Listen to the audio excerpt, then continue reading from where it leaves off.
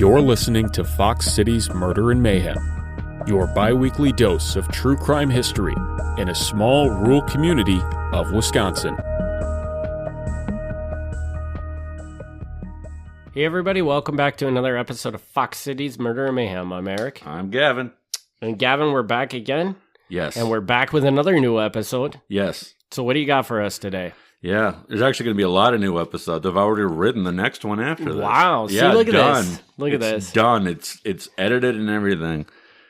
So we're good to go, and I've got notes on a dozen more. You know what this tells me? What? Is that you were nervous about not having enough content for this podcast, and you're not at all nervous about not having enough content for Milwaukee Mafia. Yeah. So I'm going to guess that in hindsight of it all, you probably have enough content for Milwaukee Mafia for twice as long as you think you do. Yeah, maybe.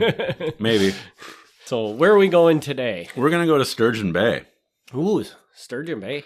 Yeah. Have we gone to Sturgeon Bay before? I think we went to Door County one other time. Yeah, I don't think we've been in Sturgeon Bay. And right up front, I'm going to tell you that I'm violating my own rules for this episode. Why? Is this recent? It's 48 years ago. No. So I didn't reach the 50-year mark, but I think we can let it slide. Yeah. 48 to 50, not much different. But this is a really good story, so I wanted to tell it.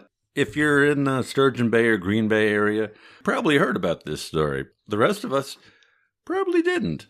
This is a story. Originally, her name is Carol Jean Fillion, born December 4th, 1939. As a child, Carol is above average in intelligence. She played the clarinet in the high school band, generally well-liked, and graduated in 1957.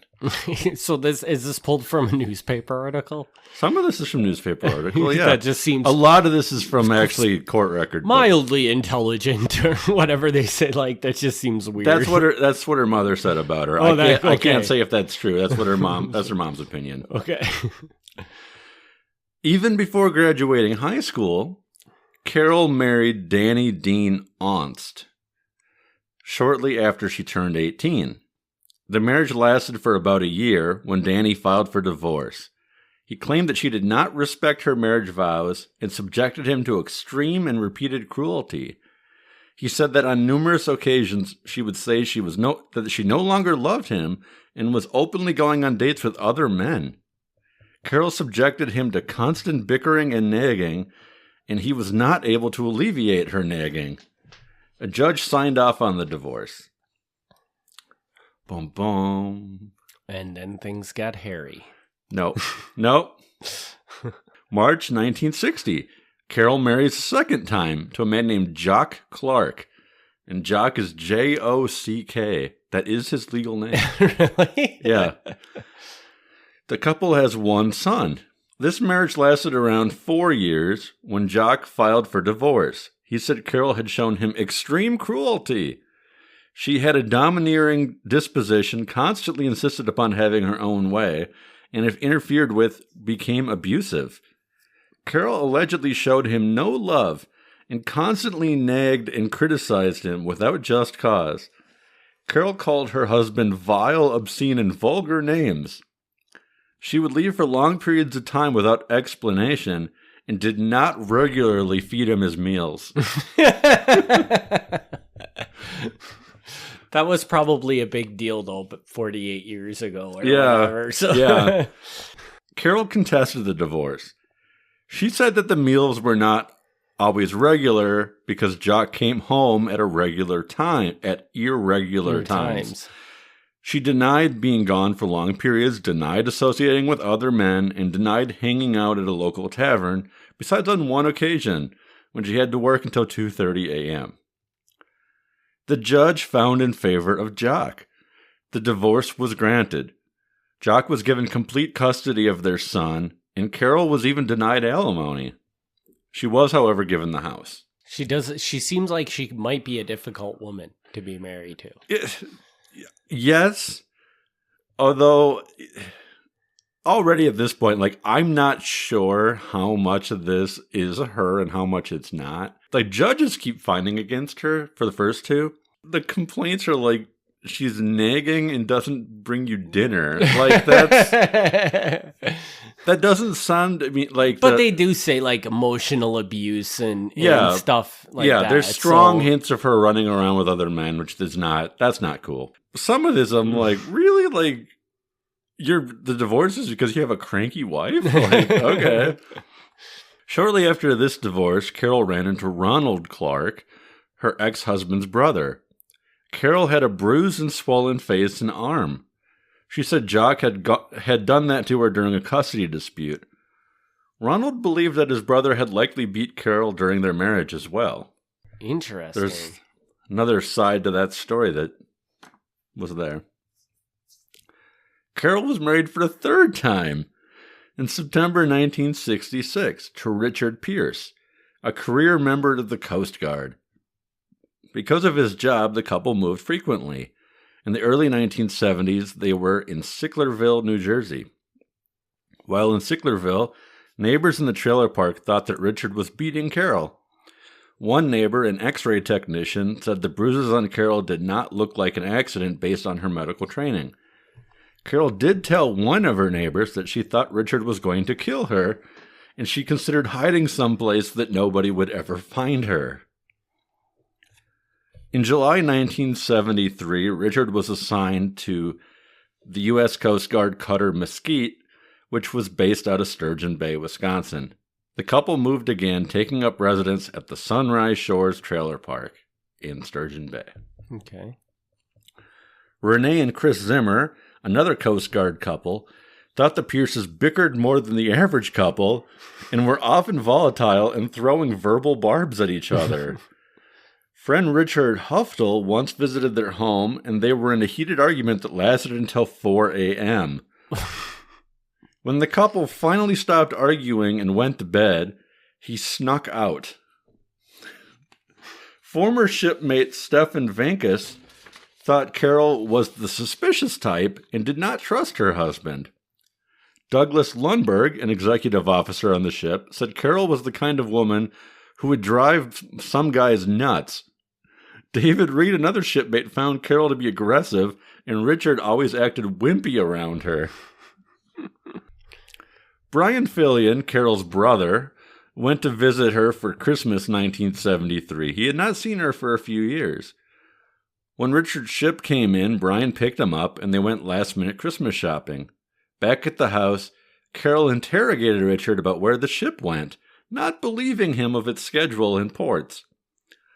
Brian was impressed with how calm Richard remained during the questioning, even though he had not slept well for the last few days. In late 1974, ship captain Alan Rosebrook lost his wife after she fell down the basement steps. Other people on the ship found this suspicious. Richard told engineering officer Kent Kramer, "That was a pretty good deal. Rosebrook got rid of his wife, and he got away with it." Oh, no. So he's going to do it, isn't he? The classic fall down the steps.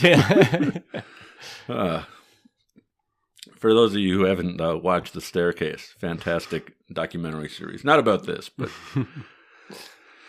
From 1973 to 1975, Carol was in regular contact with her mother through letters and phone calls. The letters would be signed from both her and Richard. Carol was proud of the progress being made on their house in Sheboygan, Michigan. I don't know if that's how you say it. Sheboygan, I don't know. It's Sheboygan, but with a C. Where they were going to live when Richard was discharged. Carol even sold her car to build a garage there. On May 7th, 1975, Carol wrote that she was anxious to move into her new home. The moving day was now set at September 22nd, 1975, just a few months away. A May 25th letter spoke of Carol saving up money to buy a $100 Coast Guard ring for Richard for his retirement, and how she had to be so sneaky because it couldn't show up on their banking statements. Around July 1975, Richard moved the couple's valuables to a safety deposit box in Michigan. Birth certificates, military papers, and even a $1,200 ring that Carol had got from her ex-husband, Jock Clark. A letter on August 12th invited Carol's mother to the new house, but warned her that the plumbing wasn't quite ready yet. She noted that they were not financially well off and would have to drive the long way to Michigan because the ferry was too expensive. The letter said they had also adopted a kitten. I don't know what the ferry cost in those days, that it was more expensive to take the ferry than drive up through Upper Michigan, but... Well, you know what? Gas was probably virtually free back then, if you think about it. I suppose. So I was going to say, I don't think the ferry costs that much. But it's like $100 now. Last time I looked, which was years ago, so it's probably twice that now. Okay. September 2nd. The Mesquite left Sturgeon Bay to assist a barge in Detroit. Soon after leaving, the orders were changed, and they moved to Chicago. While ashore at Chicago, Richard called Carol and said that he was in Detroit. His shipmate asked why he lied about where he was and was told, "She wouldn't believe me anyway if I said I was in Chicago."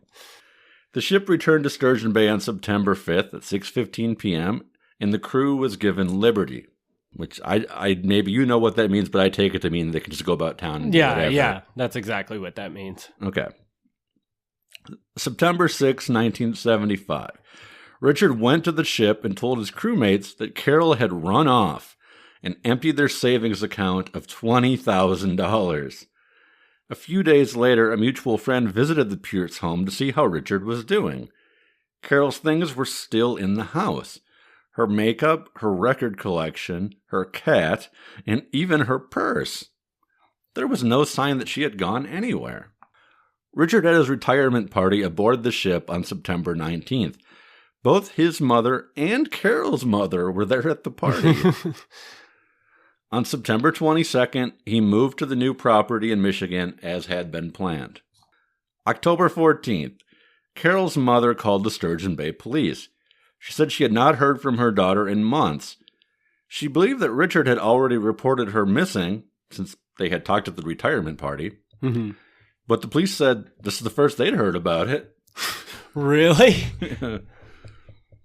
October 18th, Richard Pearce reported that his wife ran away from their trailer on September 8th and had taken $1,000 that had been set aside for the purpose of moving back to Michigan after he was discharged from the Coast Guard. Wait, but didn't he tell a friend or something that she had emptied out like $20,000 from a bank account previously? Yes. Okay. So now he's changed it from $20,000 to $1,000 and from September 6th to September 8th. Okay. Why did it take him a month to file a missing persons report? The police wrote in their report that they thought that Richard was more upset about the $1,000 that was missing than his missing wife. Police brought out cadaver dogs and searched the Sturgeon Bay property, but didn't find anything. Police spoke to neighbors and members of the ship's crew. Every single one of them said Richard did not seem upset by his wife's disappearance, and he had continued on as if nothing had happened at all. Years go by. January 20th, 1976. Brian Fillion, this is 3 years later, I think? Maybe just a year later. Brian Fillion went to Richard's house and asked him point blank if he knew where Carol was. Richard looked sheepish, but said that he did not know. Another year goes by, November 22nd, 1977. Richard was granted a divorce from Carol. In exchange for giving her $1 if she ever showed up to claim it, he was given sole ownership of their property. No. It's a pretty good divorce settlement there. June 1978. Richard was married, this was his third time being married, to Rose Marlene Box, who he had met a month after Carol's disappearance. Following the marriage, Rose moved in. Strangely enough, even though he had moved from Sturgeon Bay to Michigan, Richard still had several of Carol's undergarments in his possession. He told Rose that Carol had run off with a boyfriend that she met in Sturgeon Bay. She wouldn't be coming back. A few more years go by. December 9th, 1982. Richard was brought to Sturgeon Bay and interviewed by the police chief. Richard said Carol and him had coffee on September 8th, 1975, and then he went to work. When he returned, she was gone and had taken her summer clothes as well as $1,000 that he kept in an envelope. The bills in the envelope were 1s, 5s, and 10s, but nothing larger. The chief did some math on this and figured out that if you had $1,000 in an envelope and nothing bigger than 10s, you would require $150 bills, 150 bills to do it, which would be a lot of money to fit in a normal-sized envelope. Richard had found Carol's wedding ring in a drawer and gave it to his daughter from a previous marriage. Richard claimed to call the Door County and Green Bay hospitals looking for Carol using a local phone book, but police determined that the Green Bay hospital was not listed in the Sturgeon Bay phone book, so he probably couldn't have done that. Richard said he was never violent with Carol at any point, which the police doubted based on what they'd been told from other people. The police repeatedly referred to Carol as dead while interviewing him, and each time Richard said, "I don't think she's dead." 1989, this is now like 15 years later. Wow, man, this thing is really going on, huh? Yeah. Carol's mother dies, so Carol's mother never knows what happened. 1995, about 20 years later, Richard was in Sturgeon Bay for a Coast Guard reunion. When a former shipmate asked about Carol, Richard said nothing at first, but then just stared at him with a shit-eating grin. Wow. That is from the court record. That's from the court records. That's awesome. Yeah. So is that like a direct, what would it say? Like, is that what the guy told the court? Yeah. And that's why it's written like that? Okay. Yeah. Okay. Yeah. A few more years go by.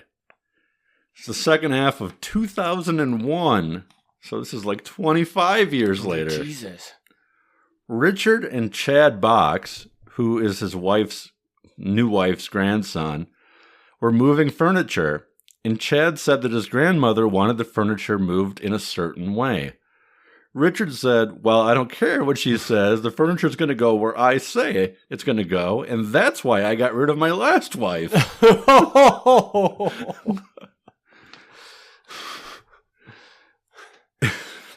Not good. Yeah. Not a good move there. The grandson found that to be a very strange thing to say. A few more years go by, 2008. This is insane that it's dragging out this long. Investigators search Pierce's property in Michigan. At this point, they believe that Carol's body was probably hidden somewhere on the Michigan property, maybe was moved at some point. They couldn't find quite any evidence that it was there. So they're suggesting they think she did move with him, and once he moved, he killed her? Or are they saying... They think that he killed her in Sheboygan and brought the body with him to Michigan. Michigan? Really? Yeah. Okay. That's what their claim is. September 21st, 2018. So this is like 35. I don't even know the math anymore. It's a long time. The Wisconsin Cold Case Review Team looked at the cold case and concluded that they thought that there was enough evidence to show that Richard Pierce was the one who was most likely to gain from Carol having disappeared. They referred this to the Wisconsin Department of Justice, and on October 11th, 2018, the Sturgeon Bay Police arrested Richard Pierce for the murder of Carol 43 years after. But at this point in time, they're arresting him. They still don't have a body or anything, right? Correct. Okay. So 43 years after her disappearance, law enforcement goes to Michigan, arrests him, brings him back to Sturgeon Bay. The state attorney general releases a press statement. 3 generations of law enforcement have worked to close this case. Today we were able to make major progress in finding the answer to Carol's disappearance. Though many of Carol's family and friends are no longer alive, justice must still be provided for, and those loved ones who still wonder what happened so many years ago. After over 4 decades of investigation, Sturgeon Bay recognizes the Fillion family has endured 43 years of anguish for the loss of their sister. While the pursuit of justice is often difficult, and in this case, long overdue, investigators never gave up and hoped to bring to light answers to family members on Carol's behalf. All right, so it goes to trial. Mm-hmm. Prosecutors presented evidence for 6 days. A special agent with the Wisconsin Department of Justice talks about record searches that he did. He said, I searched for records everywhere, and in checking all those records, Carol does not exist in society. She's dead. She's gone. She does not exist. Mm-hmm. He basically says it's not possible for someone to go 43 years and not leave some kind of a credit report or something. Yeah, some trace that they were there. Yeah. He goes, you can do a pretty good job disappearing, but not that good. A deputy with the county sheriff's office talks about a search of Pierce's Michigan home. Investigators searched a crawl space in 2018 and previously in 2008. There was a cut in the concrete in 2008 that was filled in with dirt and rock and earth. During the search in 2018, the cut was there, but it was no longer filled in. While videotaping, I was able to observe a void that went back underneath the cement floor of the crawl space, the officer testified. This is where they think the body was hidden for a while, in a crawl space under the home. Dog handler Alyssa Palmer testified about the search of the Michigan home in 2018. Their special cadaver dog was used in the search. The dog indicated the presence of human remains in the residence in 6 different locations, but they didn't actually find any remains. Wow. The defense declined to call any witnesses, and Pierce did not take the stand. In their closing argument, the prosecution told the jury Carol's dead. They denied the theory that she took off and started a new life without telling anyone. He said there's no record of her existing anywhere, and at that point, communication with anybody had ended 17,000 days ago, which is the same as saying, the 40-some years ago, but It sounds pretty dramatic. Pretty powerful. Yeah. It's beyond a reasonable doubt, given everything we've already discussed at this point. Carol's dead. We know there was violence in the Pierce home. She disappeared suddenly. She left all kinds of personal things that can't explain why she wouldn't take them. The defendant was the last person to see her alive, and he gave multiple stories about what happened to her. The defense attorney argued that without a body, the jury could not convict her client. You cannot find my client guilty of these crimes. There literally is no body, and there literally is no proof of human remains. After 9.5 hours of deliberation, the jury returned with their verdict. What did they come up with? Well, it's my opinion that it should be not guilty. Okay. So what you think that's what they came up with? Yeah. They returned a verdict of guilty. Really? Guilty of first-degree murder. Pierce was brought to the jail, and at sentencing, he got a life sentence, because what you get in Wisconsin. He was already 86 years old at this time. Life sentence isn't that long. But this was just a couple of years ago, so he is still alive. He is still alive. He is still alive, but probably not a whole lot longer. And could you see, are there appeals going on for this or anything like that? This is how recent this case is. He was sentenced in August 2022. Holy cow. The appeals probably wouldn't even go to court yet.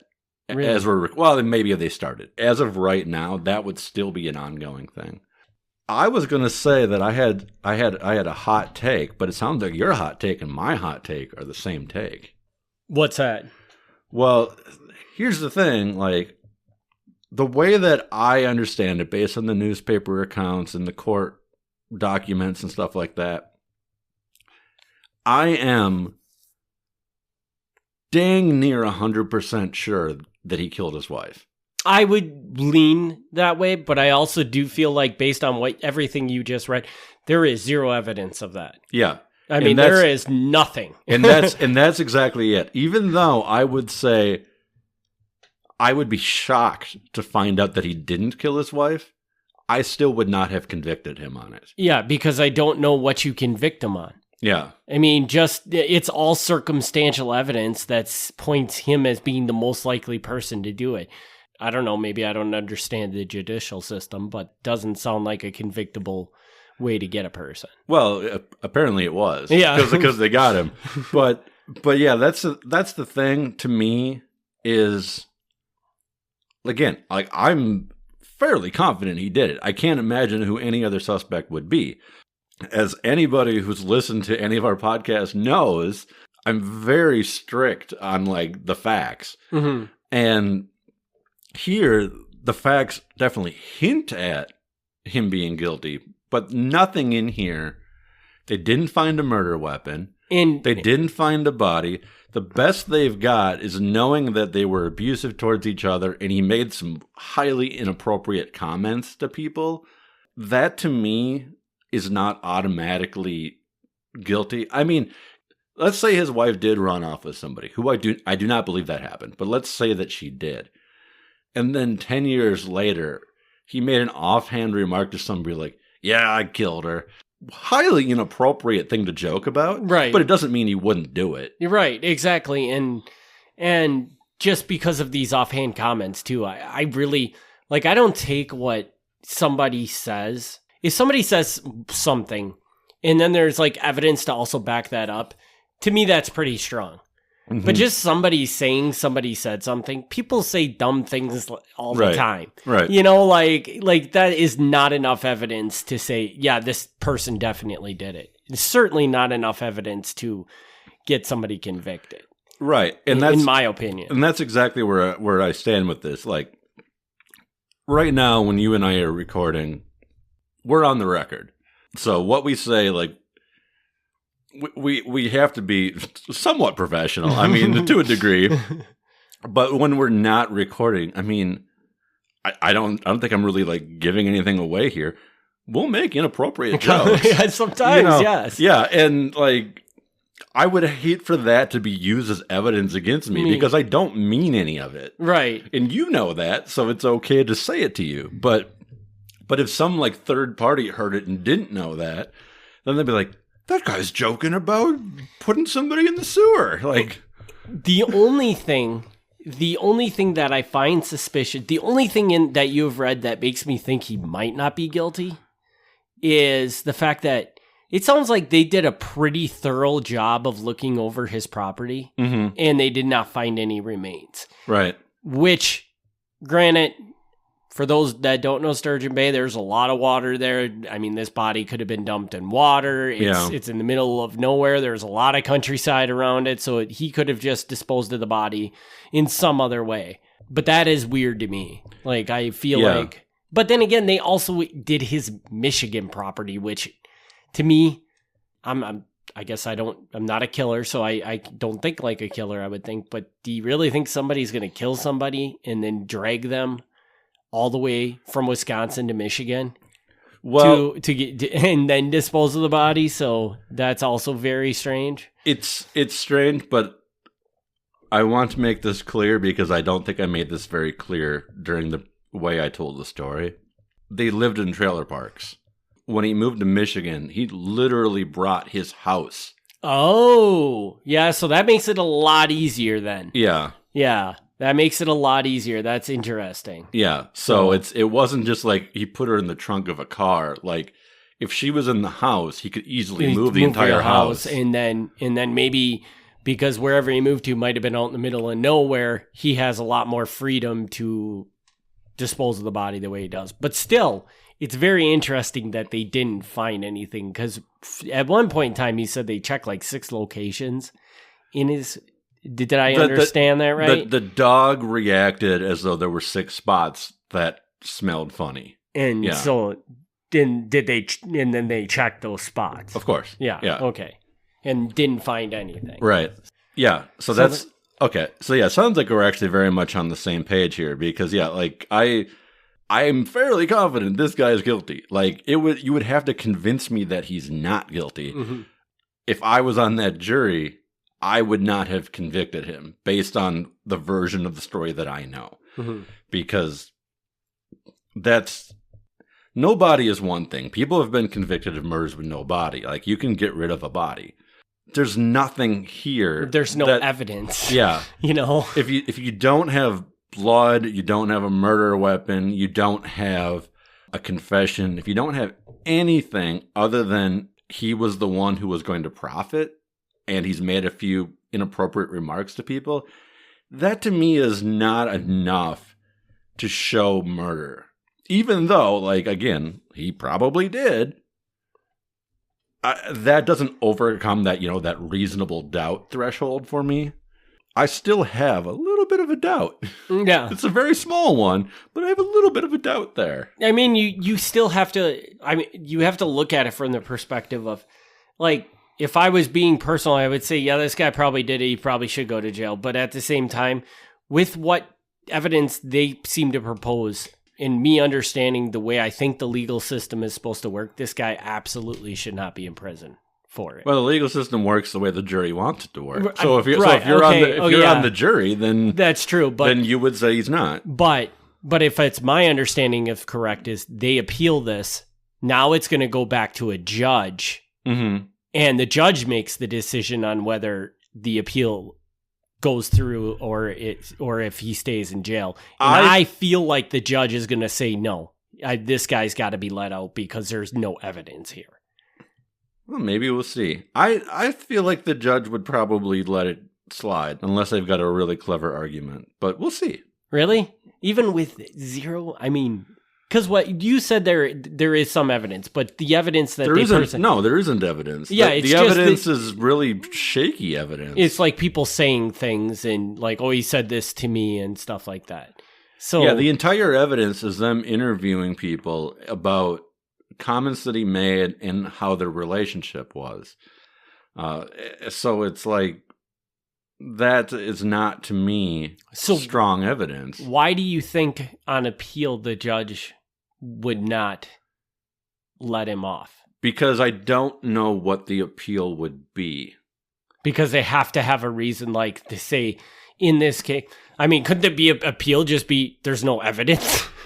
Yeah, but that isn't like how an appeals court works. An appeals court, like, you have to show an actual, like, legal error in how the trial was done. Okay. So, like, if they go back and they're like, okay, the investigators thought there was evidence, a preliminary hearing thought there was enough evidence, it went to trial and the jury thought there was enough evidence, the appeals court is probably not going to overrule that because it's already gone through the multiple steps. And so they'd have to actually show that the prosecution did something inappropriate to get it overturned. To get the conviction. They would have had to say some false information or something that they could present and say, they said this, but it's not true. Yeah, like that's interesting. Yeah, appeals court doesn't like go back and look over the whole thing and like redecide the case. That isn't what an appeals court is.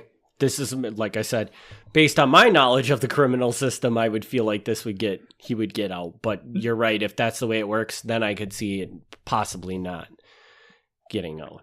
But I don't know, because it is funny because you want to talk about an appeals case to a trial. You want to come back for the next Fox Cities Murder and Mayhem episode where we will talk about a murder case that got appealed. And he got off? Hey, you have to wait for that episode. Okay. But yeah, like with this one, I do thoroughly believe, based on what you read, it's got to be him. It's got to be him. Yeah. The other thing I find really interesting, though, about this is, what is the deal with this woman? Because she had the same problem with every husband she had. Yeah. They were all saying kind of the same thing about her. Yeah. And I just find that interesting. Like, was she... Because I know you said at one point, like, I don't know how much of this is her, because some of the stuff they're saying is pretty crazy, but they all said she was overbearing. She was control freak. She was running off with other men and stuff like that. And that I just find that... Yeah. Yeah, I don't... Not that it's okay to kill somebody over any of that stuff. Sounds like she was a pretty terrible wife. I don't want to like say bad things about her, because dead now. Like I don't want to say mean things about a murder victim. But yeah, there's something there. Like, I don't know. And to put some of this in context, I should be clear. Like, if you don't know, it used to be harder to get a divorce than it is now. And so a lot of times you'd have to kind of like, you'd have to fudge it a little bit. You'd have to be like, they were cruel and inhumane. And like, if you actually looked at what they did was not cruel and inhumane. So but you'd have to say that to get the divorce. That's probably exactly it, because those were the words that really, like, what was this woman doing to these people? But yeah, when you think of the word cruel, what she was doing is probably not what you think of as cruel.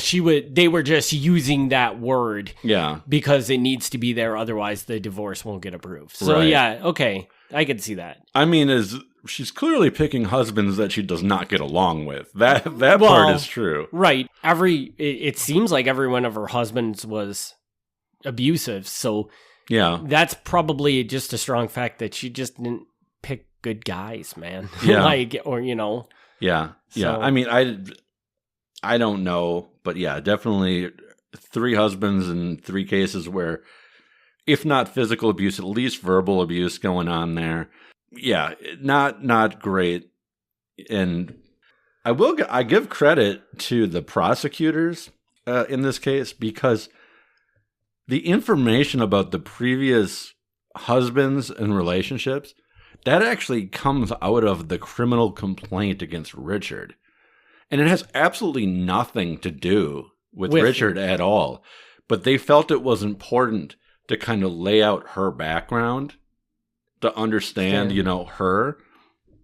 And I give them credit for that, because that to me, like, reads as, we're going to be totally honest about Carol here. Like, Carol is not like the most innocent person in the world. She's had some problems, and so I give them credit for laying that out from the beginning. I wonder if they did that because they assumed immediately, once they started talking about everything that was going on in that marriage, the defense was immediately going to come back and say, well, it's kind of interesting. This has happened in every one of her marriages, to kind of try and push the blame.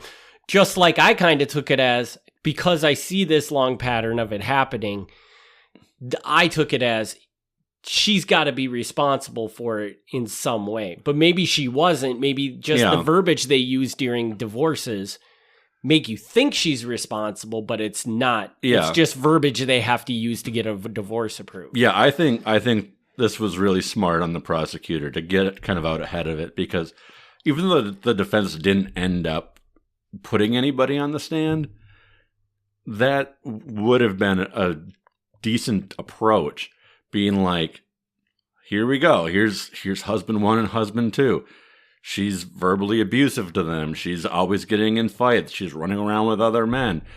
It's certainly possible that she fought with Richard and ran off with another man. This seems to be what she does. Mm-hmm. Credit to them for being like, we're not going to let this be a surprise the defense pulls out. We're just going to put it out there. We're going to put it out there that, this was a shaky marriage from the get-go. Like, this is not like things went bad. This is the relationships that she's in. Credit to them for doing that, because it's kind of a bold move to, like, to paint your victim in a bad light, but they wanted to be upfront about it. Right. Well, and it was a risk because it could blow up in their face, but I think it's something they probably had to do, because that the first thing the defense would have thrown right back at them is that history if they hadn't said it. Yeah. It's interesting. Yeah. So, all right. Do you got anything else in this story? Are we ready to wrap this one up? We're ready to wrap this one up. I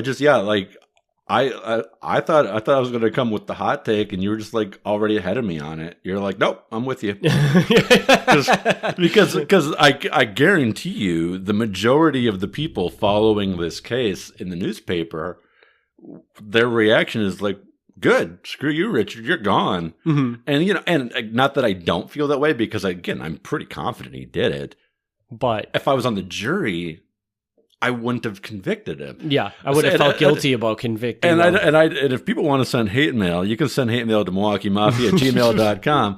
I mean, like, I don't know if I'm being clear enough about this, that, like, I can feel both ways simultaneously. There's a difference in my mind between, like, a level of you've convinced me of guilt and a level of most likely you're guilty, but I'm not going to put you behind bars because there's nothing to show that you did this. I mean, give us something. Yeah, I probably take more convincing than the average person about things, but unfortunately, that's how it falls for this case. So. Yeah.